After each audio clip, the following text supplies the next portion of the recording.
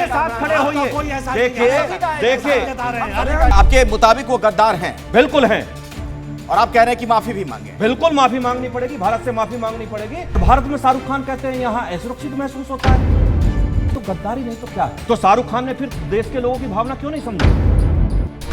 आपने कह दिया वो नाचने गाने वाले हैं, ये अपमानित करना नहीं इस तरह के शब्दों का इस्तेमाल? तो क्या फिल्मों में नाचने गाने का काम नहीं होता? और कौन सा वहां धर्म की घंटी बजाई जाती है? जब अच्छा करेंगे अच्छा कहा जाएगा, बुरा करेंगे तो बुरा कहा जाएगा। और वो शाहरुख खान नहीं, कोई और होता उसे भी कहा जाता। क्यों बांग्लादेश से जाके उन्होंने खिलाड़ी खरीदने का काम किया? जिस बांग्लादेश में आज अत्याचार हिंदुओं पे हो रहा हो, वहां के हिंदुओं को काटा जा रहा है, मारा जा रहा है, जलाया जा रहा है, बहन बेटियों के साथ बलात्कार किया जा रहा है, क्यों नहीं शाहरुख खान ने उस पर एक भी बयान दिया? जब तुमने बोला तो सवाल का जवाब सुनना चाहिए। जब तुम बोलते हो मैं चुप बैठा रहता हूं, है ना? तो आपको भी चुप रहना चाहिए जब बोले तो। जो मुसलमान सही बात कहेगा ये बात नहीं करेंगे। शाहरुख खान गद्दारी करेगा तो गद्दार नहीं कहेंगे, आमिर खान गद्दारी करेगा तो ये गद्दार नहीं कहेंगे। इनके साथ केवल दिक्कत यही है, और मैं फिर बताता हूं आपको, दुनिया में सबसे महफूज और सबसे सुरक्षित अगर कोई मुसलमान है तो वो भारत में है, ये ध्यान रखना। बता दीजिए संविधान के कौन से पेज में लिखा हुआ है? हाँ, संविधान ने मना किया, संविधान ने मना किया। अरे इसका कानून आया है साहब। सुपरस्टार ऑफ द वर्ल्ड है वो। कैसे सुपरस्टार है साहब? सुपरस्टार की आबादी है भाई? हमसे बड़े सुपरस्टार है क्या वो? हमसे बड़े सुपरस्टार नहीं हो सकते वो। सुपरस्टार वो होता है जो जमीन पे आके लोगों की सेवा करता है। हम लोगों की सेवा करते हैं, वो काम करते हैं पैसे के लिए। शाहरुख खान को कह दिया गया गद्दार, उसके बाद से ही देश में यह चर्चा छिड़ी हुई है। ऐसा क्यों कहा गया? आखिर इसके पीछे मकसद क्या है? जिस शख्स ने यह कहा, जिस राजनेता ने यह कहा, आज जी न्यूज के स्टूडियो में खुद वो मौजूद हैं। भारतीय जनता पार्टी के वरिष्ठ नेता संगीत सोम को मैं यहां आमंत्रित करना चाहूंगा। सर, बहुत बहुत स्वागत है आपका।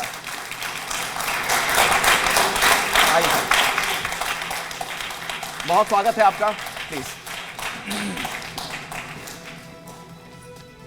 और हम आज चर्चा की शुरुआत करें उससे पहले हमारे साथ जो और भी मेहमान हैं उनसे मैं आपका परिचय करवा दूं। इस्लामिक स्कॉलर के तौर पर आज 5 खास मेहमानों को हमने यहां स्टूडियो में बुलाया है। नाजिम खान हमारे साथ यहां पर मौजूद हैं, तालियों के साथ उनका स्वागत करिए। फिरोज बख्त साहब हैं, कामरान मलिक हैं, हाजिक खान हैं और गुलाम रसूल भी हमारे साथ जुड़ चुके हैं। आप सभी का बहुत बहुत स्वागत है। और सबसे पहले जनता के दिमाग में जो सवाल है वो मैं आपके सामने रखने जा रहा हूं, उसके बाद संगीत सोम जी उसका जवाब देंगे। सवाल क्या है, जरा उस पर एक नजर डालिए। आपने शाहरुख खान को गद्दार कहा, तो बीसीसीआई क्या है और शाहरुख खान को आपने गद्दार क्यों कहा? संगीत सोम जी।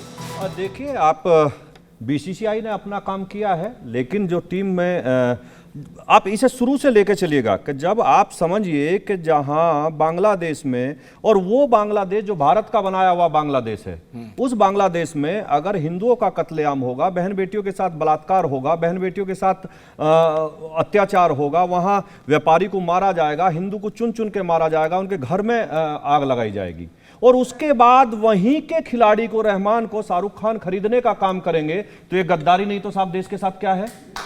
और गद्दार कैसे होते हैं जी? और कैसे गद्दार होते हैं? और गद्दार की डेफिनेशन क्या है वो आप मुझे बता दीजिए। ये वही शाहरुख खान है कि जिन्हें भारत की जनता ने शाहरुख खान को एक पान मसाला बेचने वाले को शाहरुख खान बनाया, एक स्टार बना के रखा। तो क्या उन्हें देश के सैकड़ों करोड़ हिंदुओं की भावनाओं का ध्यान नहीं रखना चाहिए?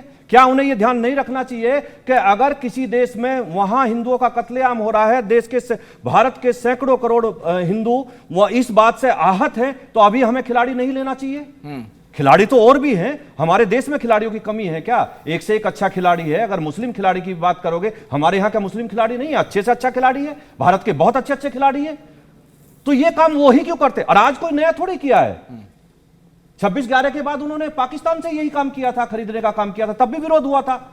यही वो भारत है जिसमें उन्होंने कहा था कि देखिए, आज दुनिया में अगर मुसलमान सबसे ज्यादा कहीं सुरक्षित है तो वो भारत में है। और उसका कारण यह है क्योंकि भारत की बहुसंख्यक आबादी हिंदू है, और हिंदू कभी आताताई नहीं हो सकता, कभी आतंकी नहीं हो सकता। इसलिए दुनिया का सबसे सुरक्षित अगर कोई मुसलमान है तो वो भारत में है। और भारत में शाहरुख खान कहते हैं यहां असुरक्षित महसूस होता है, तो गद्दारी नहीं तो क्या है? अच्छा, आपके मुताबिक वो गद्दार हैं? बिल्कुल हैं। और आप कह रहे हैं कि माफी भी मांगे। बिल्कुल माफी मांगनी पड़ेगी, भारत से माफी मांगनी पड़ेगी और उन्हें माफी मांगनी चाहिए कि मैंने जो लोगों के साथ खिलवाड़ किया है, जो लोगों की भावनाओं के साथ खिलवाड़ किया है, मैं उसके लिए हाथ जोड़कर माफी मांगता हूं देश की जनता लेकिन से। आपको नहीं लगता कि आपने बहुत ही कठोर शब्दों का इस्तेमाल किया है? ये गद्दारी, देशभक्ति, इन सब का सर्टिफिकेट कोई राजनेता क्यों बांटे? आपको नहीं लगता कि जब शाहरुख खान ने अच्छा काम किया तो पद्मश्री अवार्ड भी भारत के लोगों ने दिया है, भारत की सरकार ने दिया है? ये आपको नहीं लगता?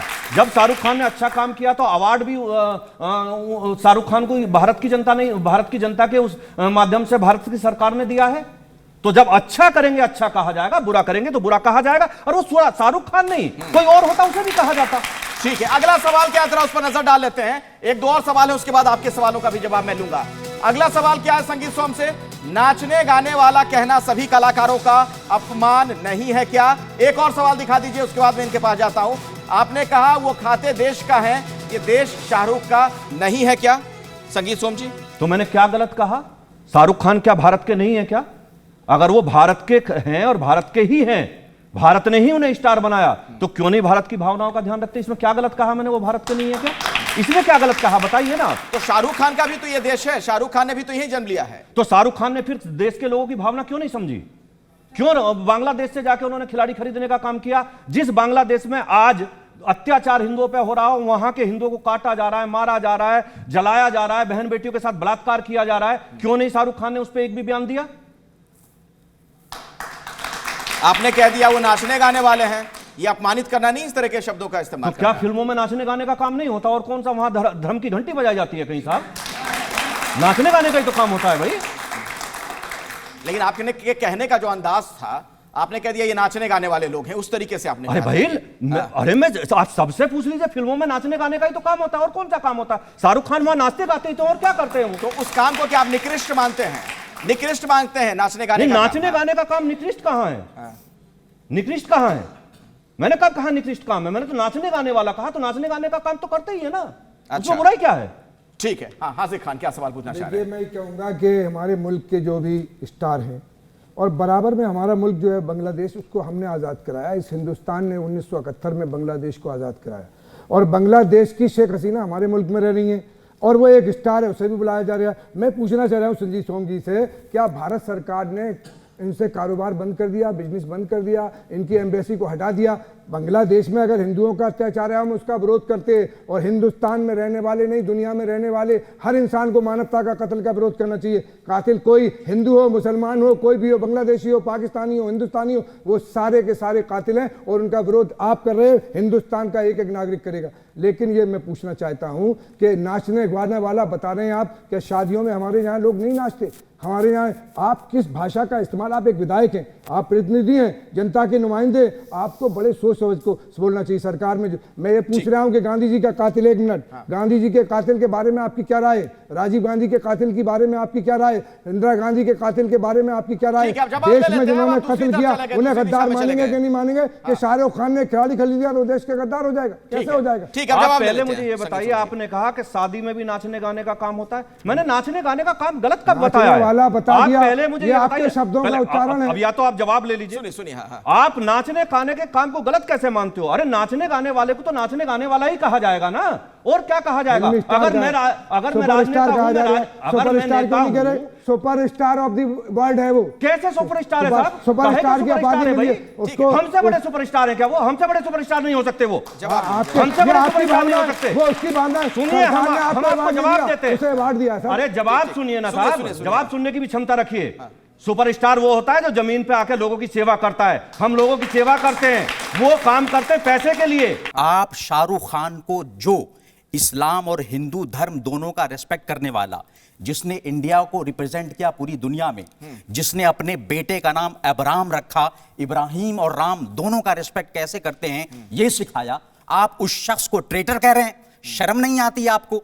आपने इंडिया को इतना रिप्रेजेंट किया है, उस शख्स ने अगर छोटी मोटी आपका विरोध है शाहरुख खान को, अगर आपके बेटे से छोटी मोटी गलती हो जाती है, आप उसे दरगुजर करते हैं, संभालते हैं, उसको समझाते हैं। शाहरुख खान ने भारत का नाम भी रोशन किया है कई मौकों पर, आप सीधे उन्हें गद्दार कह दे रहे हैं। आप मुझे ये बताइए कि क्या शाहरुख खान ने ये नहीं कहा कि भारत में हम असुरक्षित महसूस करते हैं?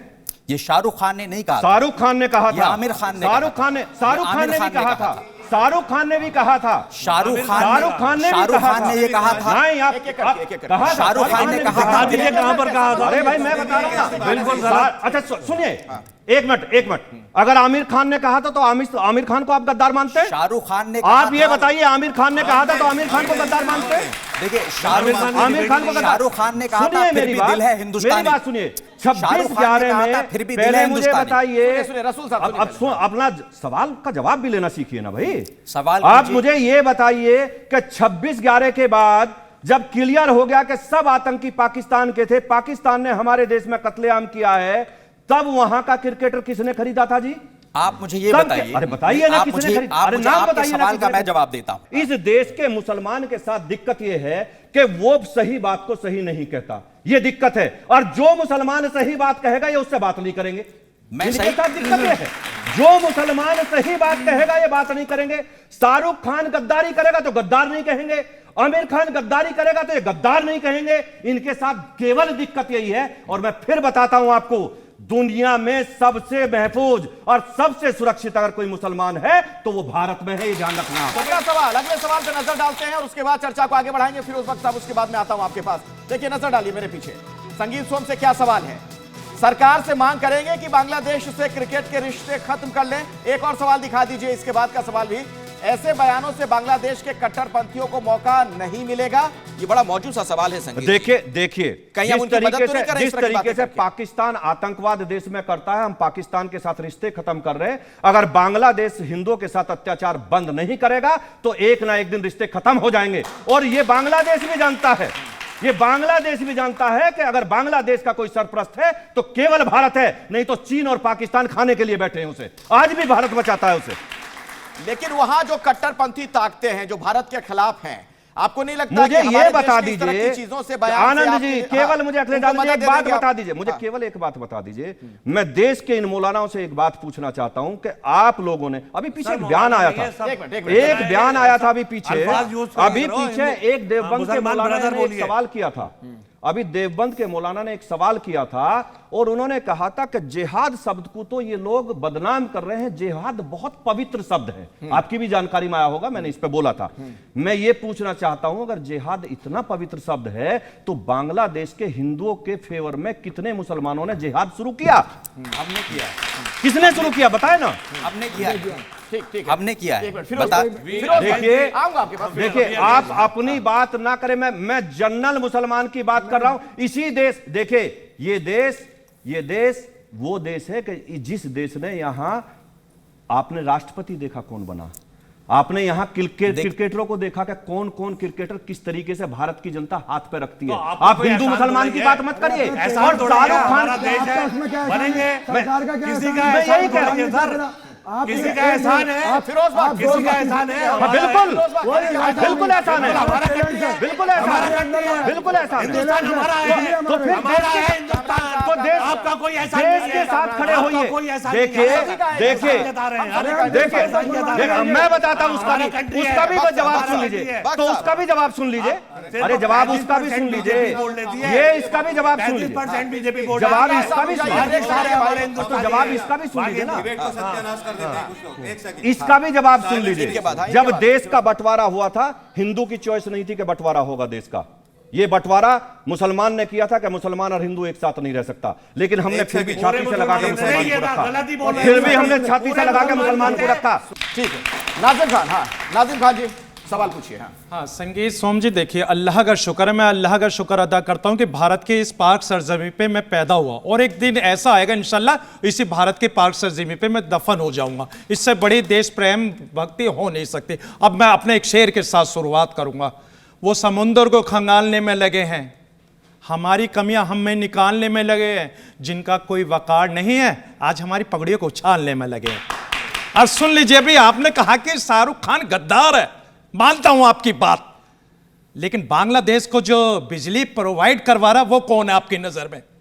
आपको पता है कि झारखंड कह लीजिए, मैं एक साथ जवाब दूंगा। एक जो भारतीय है वो बिजली सप्लाई करा रहा है। उसको वो आपकी नजर में गद्दार है या नहीं? लेकिन शाहरुख खान नाजिम खान का भाई है तो वो आपकी नजर में गद्दार है। जब पूरी दुनिया के अंदर एक अंतरराष्ट्रीय, जब भारत की पहचान बॉलीवुड के द्वारा कराता है, वो आपको नाचने गाने वाला नजर आता है। ये कौन सा तर्क है आपका? बता दीजिए आप। अगर भारत का मुसलमान आपको अपनी देशभक्ति साबित करता है, तब भी आप ये कहते हो कि हमारी बहन को ये आतंकी की बहन है। ये कब तक चलेगा देश के अंदर? आप शाहरुख खान को देश का गद्दार कहते हैं, मेरी सोफिया कुरैशी बहन जो पाकिस्तान को घुटने पर टिकाती है उसको आतंकी की बहन कहते हैं। ये नहीं चलेगा सर देश के। किसने सोफिया कुरैशी को आतंकी की बहन कहा साहब? किसने कहा? सोफिया कुरैशी, आप भारत में नहीं रहते सुनिए, होंगे। सोफिया कुरैशी भारत की बेटी है और भारत के लिए जो सोफिया कुरैशी ने किया है उसे पूरा भारत सलूट करता है। सोफिया कुरैशी हमारी बेटी है, हमारी बहन है। वो आतंकी देश की की बहन बेटी है। कौन कहने सुनिए, वाले को अब तक आपने क्या करा ये बता दीजिए। अरे मेरी बात सुन लीजिए ना, आप मेरी बात सुन लीजिए।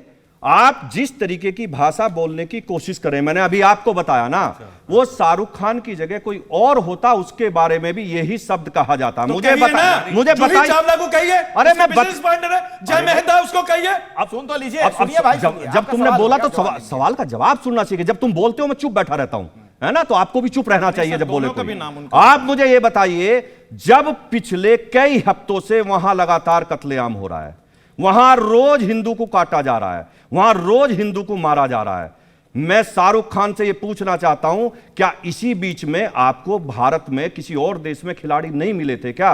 किसी और के देश के खिलाड़ी खरीद सकते थे आप? हमारे देश में समी जैसे खिलाड़ी हैं भाई, तेज। कौन रहमान है, उससे तो बहुत तेज बॉलर है वो। तो क्या यहां से नहीं खरीदे जाते थे क्या? आज नहीं, मैंने पहले अभी बताया ना, जब 26/11 हुआ, उसको ले सकते थे। जब 26/11 हुआ तो पाकिस्तान से खरीदा। आज बांग्लादेश में यह हो रहा है तो बांग्लादेश से खरीदा। ये क्या है भाई? ये क्या है? क्यों दो देश के लोगों की? और सुनिए, इस पे मेरा ही विरोध नहीं, देश के हिंदू का ही विरोध नहीं, देश के बहुत से मुसलमानों ने भी शाहरुख खान का विरोध किया है। देश के मुसलमान ने भी शाहरुख खान का विरोध किया है। लेकिन आप जैसे लोगों को वो, आप लोगों को वो पचती नहीं है बात। बहुत छोटा सवाल है, सुनिए। अगला सवाल आता हूं आपके पास। अगला सवाल क्या है उस पर नजर डालते हैं, उसके बाद आता हूं संजीव जी आपके पास। आपको यूनुस जैसे कट्टर लोगों से दिक्कत है या पूरे बांग्लादेश से? इसके बाद भी अगर कोई सवाल है तो वो भी दिखा दिया जाए, उसका जवाब भी एक साथ ले लेंगे। शाहरुख खान को टारगेट करने से क्या सुर्खियां मिलती हैं? दोनों का जवाब दीजिए। क्या ये पब्लिसिटी स्टंट तो नहीं है कुछ लोगों का? देखिए, दोनों चीज। एक तो ये बताऊं, मैं आपको एक ये बता दूं, पहली बात का जवाब तो ये है, मुझे यूनुस जैसे बांग्लादेशी से नफरत है। मुझे वहां की चुनी हुई सरकार जो आएगी, जो लोकतंत्र की सरकार आएगी, उससे कोई दिक्कत नहीं होगी, नंबर 1। और नंबर 2, रही सेलिब्रिटी की, तो मैं शाहरुख खान से बड़ा सेलिब्रिटी इस देश में हूं, इस बात की आप चिंता मत करिए। एक रिक्वेस्ट है आपसे, सुनिए, एक मोदिबाना दरखास्त है, रिक्वेस्ट है। इनको एक बोलिए, सुनिए, रसूल साहब। आपने जो अल्फाज नाचने गाने का इस्तेमाल किए ना, एक देश के बहुत बड़े मौलाना ने शबाना आजमी के खिलाफ भी ऐसे इस्तेमाल किए थे अल्फाज, तो उसका बहुत विरोध हुआ था, मुसलमानों ने भी किया था। आपका बड़ा नाम है, तो थोड़ा सा जबान को थोड़ा नर्म और इस तरह से इस्तेमाल कीजिए कि किसी को आपत्ति ना हो। चलिए, आपकी भावनाओं का ध्यान रखा जाएगा। शुक्रिया। चलिए गुलाम रसूल। हाँ, देखिए, सबसे पहले मैं बांग्लादेश में हमारे हिंदू भाइयों बहनों के साथ जो होता आ रहा है, आज से नहीं, आप लोग तो अभी पढ़ रहे होंगे ना, मैं तो नेशनल सिक्योरिटी काउंसिल का ऑफिसर रहा हूँ, राष्ट्रीय सुरक्षा सलाहकार के अंडर मैंने काम किया है। हम बांग्लादेश में जो रेडिकल इस्लामिज्म है, टेरर जो ऑर्गेनाइजेशंस है, हिफाजत इस्लाम, जमात इस्लामी बांग्लादेश, इन सब पे हमने लिखा है, बोला है उसके खिलाफ। लेकिन मुझे ये बताइए, एक सवाल है आपसे, सवाल है मेरा, एक दुश्मन हमारा जो पाकिस्तान है वो क्या कम था? हमारे इतने दुश्मन बनते क्यों जा रहे हैं? कभी सोचा आपने हमारी स्ट्रैटेजी फेल क्यों हो रही है? पाकिस्तान हमारा दुश्मन कम था, चाइना तो है ही है, अब बांग्लादेश जो कि हमारा अपना है, बांग्लादेश हमारा दुश्मन कैसे हो गया? ठीक है, हो गया। ये सवाल हमारा हो गया, फेलियर है कि नहीं है? आप सोचिए, आप अपने स्ट्रैटेजिस्ट, अपने सलाहकारों से, अपने नीतिकारों से पूछें कि सर सारे देश हमसे क्यों कटते चले जा रहे हैं। और सुनिए, दूसरी बात, और पाकिस्तान तो चाहता ही यही है कि आप विभाजित हो। और आखिरी बात, मजहब नहीं सिखाता आपस में बैर रखना। हिंदी है, हम वतन है, हिंदोस्तां हमारा। और यूनान और मिस्र रोमा सब मिट गए जहां से, तो यूनान और मिस्र रोमा सब मिट गए जहां से, फिर भी मगर है बाकी नामो निशा हमारा, सदियों रहा है दुश्मन, दौरे जमा हमारा, सारे जहां से ये बहुत अच्छा अल्फाज है आपके, बहुत अच्छी बात आपने कही। लेकिन ये जो सवाल पूछ रहे हैं उसका जवाब आपने कहा दीजिए। कि बांग्लादेश और पाकिस्तान हमारा दुश्मन क्यों होता है? पाकिस्तान दुश्मन तो था, था ही, अब मैंने बांग्लादेश कहा। हो गया हमारा। देखिए, मैं फिर कहता हूं, हमारा दुश्मन ना पाकिस्तान था ना बांग्लादेश है, हमारा दुश्मन केवल और केवल कट्टरवाद है, और कोई हमारा दुश्मन नहीं है। केवल कट्टरवाद हमारा दुश्मन है। कट्टरवाद नाजिम खान हो गया। नाजिम खान, संगीत सोम जी, देखिए बांग्लादेश के अंदर जो अप्रिय घटना घटी, हम लोगों को बड़ा दुख है। इतना दुख है कि अगर हम शायद बजरंग बली की तरह अपना सीना फाड़ कर दिखा देते तो वो मोहब्बत भी बयान ना हो पाती। इतना दर्द हम लोगों के दिल में। और रही बात यह कि भारत के अंदर भी लिचिंग होती है, आपने कौन सा दर्द बयां करा? चाहे वो अखलाक हो, तबरेज अंसारी हो या जुनैद नासिर हो, बहुत से तमाम ऐसे फहरिस्त है जहां पर लिचिंग हुई है। आपने कहीं वो आपको पता, सुन लीजिए दूसरा आपने कहा था कि शरीयत या संविधान, आपने का सवाल है, मैं आपको जवाब देता हूं कि देश के अंदर हम लोगों का संविधान सर्वोपरि है और संविधान का आर्टिकल 25 हम लोगों को रिलीजियस मानने की परमिशन देता है। बिल्कुल, हम अपने धर्म के अपने संविधान के मुकाबले तो मानते हैं। चलिए तो ठीक है, फिर आप आपका शरीयत सवाल हो गया। संविधान वो वाला को सवाल सुनेंगे, जो कह रहे हैं कि दोनों जो आंखें दोनों से अल्पसंख्यकों की अंदर मॉब देखिए। लिंचिंग होती है उस पर आप क्या उसका करते जवाब हैं? देता हूं। हाँ। आप मुझे बताइए, अखलाक की लिंचिंग करने वालों का क्या हुआ है? कोर्ट ने सजा दी है। यही भारत की खूबसूरती है कि उन्हें सजा मिली है, उन्हें सजा हुई, अभी सजा, उन्हें सजा डिक्लेयर हुई है। से भी लिया था कोर्ट ने, फिर कहा केस विड्रॉ हो रहा था। नहीं नहीं, नहीं, आप देखिए, आप नहीं, देखिए। सजा हुई है उसमें, अरे सजा हो गई। आप पता करिए, आप पता करिए, बिसाड़ा कांड में सजा हो गई लोगों को। आप पता करिए, यही भारत की खूबसूरती है, यही भारत की खूबसूरती है। और अभी आपने कहा कि हमारे लिए संविधान पहले है। जब संविधान पहला है तो 3 तलाक के मुद्दे पे सड़कों पे क्यों आते हो जी? मुझे जवाब दीजिए। फिर 3 तलाक का आप सड़कों पे क्यों आते हो? क्यों सड़कों पे आके विरोध करते हो कि हम 3 तलाक का विरोध करते? अगर भारत का संविधान कहता है कि हम एक पत्नी रखेंगे, एक पत्नी के हिसाब चले, तो 3 पत्नी किस लिए चाहिए भाई? फिर क्यों संविधान नहीं मानते आप? जब भारत का संविधान के हिसाब से चलोगे तो ये सरिया तो छोड़ना पड़ेगा ना। और धर्म मानिए, धर्म में पूजा होती है, सुनिए, धर्म में पूजा होती है, पूजा पाठ होती है, नमाज होती है, क्या उसे करने के संविधान में लिए ये कोई लिखा मना हुआ नहीं है करता है। भारत के मुसलमान 3 शादी नहीं कर सकते? संविधान के अंदर लिखा हुआ है। मैं पूछना चाहता हूं सर आपकी आपसे, बात बता है, दीजिए संविधान संविधान के कौन से पेज में लिखा हुआ है? हाँ, संविधान ने मना किया, मना किया, संविधान ने मना किया। अरे इस पे कानून आया है साहब, इस पे कानून आया है, भारत के सबसे बड़े राजा, इस पे कानून आया है। ये दिक्कत है इन लोगों की। क्या सवाल पूछ रहे थे छोटे में? मैं ये पूछना चाहता हूं, अगर कानून की बात जब आती है, जब हम लोग विदेश जाते हैं या हमारी मुस्लिम बहन बेटी विदेश जाती है, तो क्या एयरपोर्ट पे बुर्का उतार के चेक इन होती है नहीं होती? यह जब आप हज के लिए जाते हैं चेक इन होती है नहीं होती? तो वोट डालते हुए विरोध क्यों करते हैं? बुर्का उठा के नहीं दिखाएंगे। आज का टॉपिक बुर्का है कि निकाल हटाया जाता है। चलिए, अब मैं डिबेट को यहीं पर रोक रहा हूं। बहस लंबी हो सकती थी, समय नहीं है। बहुत बहुत धन्यवाद आप लोगों का स्टूडियो में आने के लिए। संगीत जी समय नहीं है, बहुत बहुत धन्यवाद यहाँ पर आप हमारे स्टूडियो में आए। इस खास पेशकश में फिलहाल इतना ही।